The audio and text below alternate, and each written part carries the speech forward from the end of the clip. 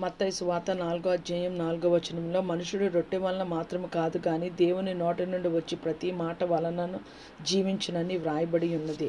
అలాగే యోహాను సువార్త 6:51 పరలోకం నుండి దిగివచ్చిన జీవాహారము నేనే, ఎవడైనను ఈ ఆహారం భుజించితే వాడెల్లప్పుడూ జీవించునని దేవుని లేఖనంలో రాయబడి ఉంది.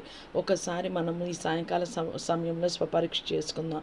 మన శరీరాన్ని పోషించడానికి మనం ఉదయమున అల్పాహారము, మధ్యాహ్న భోజనము, రాత్రికాల భోజనం మనం చేస్తాం. మధ్యలో ఎన్నోసార్లు డైట్ సప్లిమెంట్స్ తీసుకుంటాం. అలాంటిది మన ఆత్మను పోషించడానికి దేవుని వాక్యాన్ని ఎంతసేపు మనం ధ్యానపూర్వకంగా ధ్యానిస్తున్నాము. ఒకవేళ మనం ధ్యానపూర్వకంగా వాక్యాన్ని ధ్యానిస్తే అది మనకి జీవాహారము, మన ఆత్మకి బలమని దేవుని లేఖనం సెలవిస్తున్నారు.